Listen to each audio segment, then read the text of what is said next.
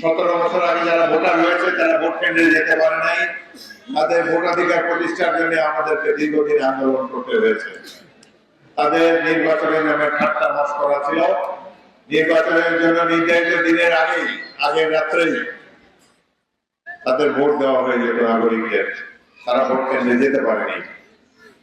এই ধরনের অন্যায়, অবিচার, দুঃশাসনের ফলে বাংলাদেশের মানুষ অত্যন্ত ক্ষুব্ধ হয়েছে। এক সময় বিএনপির নেতৃত্বে এবং ছাত্রদের সহযোগিতায়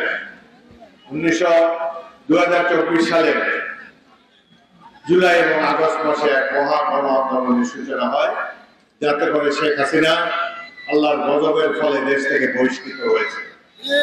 যারা এই লালমোহনের 17 বছর কত বড় বড় কথা বলেছে, শেখ হাসিনা বলেছে শেখ হাসিনা নাকি পালায় না, কিভাবে হেলিকপ্টারে পালিয়েছে সেই দৃশ্য আপনারা দেখেছেন ইউটিউবে বহুবার।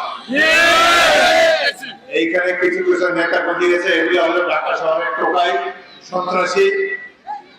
যেহেতু 2001 সালে নির্বাচনে তুফান আহমদ সাহেব এখান থেকে নির্বাচন করেছিলেন আমার বিরুদ্ধে, আমার অর্ধেক ভোটও পান নাই, সেই কারণে শেখ হাসিনা সিদ্ধান্ত নিয়েছে তিনি আর এখানে কোনো রাজনৈতিক নেতাকে পাঠাবেন না আমার বিরুদ্ধে নির্বাচন করার জন্য।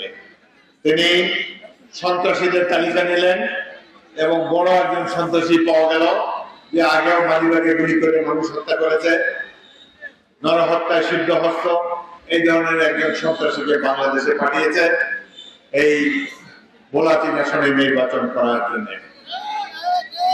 এই নির্বাচনে আপনারা আমাকে পরপর 6 বার নির্বাচিত করেছেন, স্বতন্ত্র প্রার্থী হিসেবে নির্বাচিত করেছেন, আমার জীবনের পরম গৌরব। কিন্তু শেখ হাসিনা শেষ নির্বাচনে 3টে নির্বাচনে নিজের ভোটও দিতে পারেনি। আমার যারা এজেন্ট হয় তাদেরকে বাড়িতে গিয়ে রামলা দিয়ে কুপিয়েছে এই সন্ত্রাসী দল।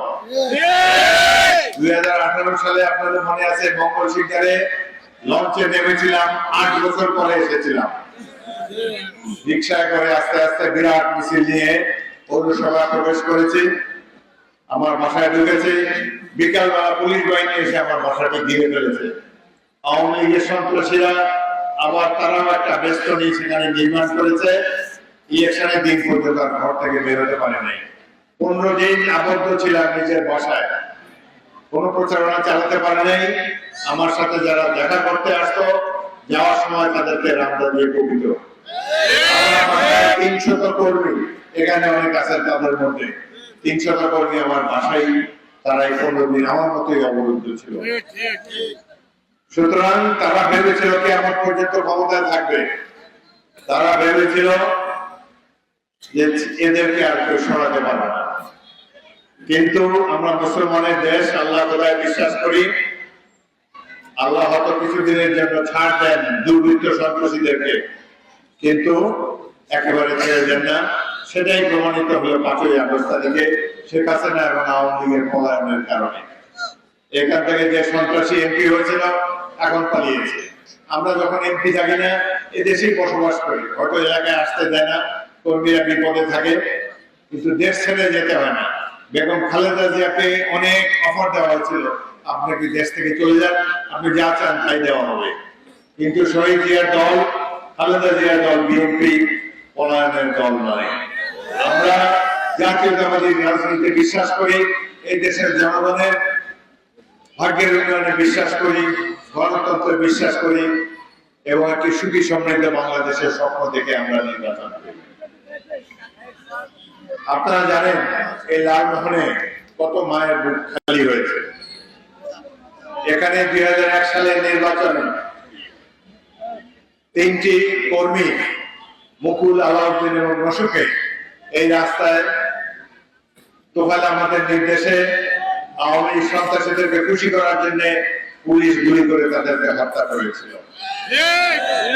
এই হত্যার যিনি নির্দেশ দিয়েছিল তখনকার এসপি হাবিবুর রহমান, আজকে একটু আগে নিউজে দেখলাম তাকে ফাঁসি দণ্ড দিয়েছে বর্তমান আদালত। ভাগ্য ভালো পালিয়ে গিয়েছে মুরব্বীদের সহায়তা নিয়ে, বাংলাদেশে আর আসতে পারবে না।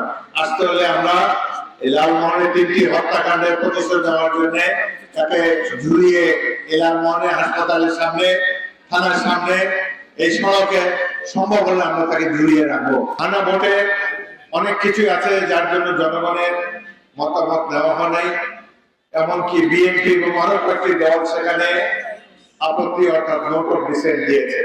আমরা বাধ্য হয়েই জুলাই সনদে স্বাক্ষর করেছে, প্রফেসর ইউনূসকে আশ্বস্ত করেছে যে আমরা এই জুলাইয়ের আত্মত্যাগ যাতে ব্যর্থ না হয়, জুলাই আগস্টে যারা শহীদ হয়েছে তাদের প্রতি সম্মান দেখাবার জন্য আমরা হাবড় দিতে রাজি আছি।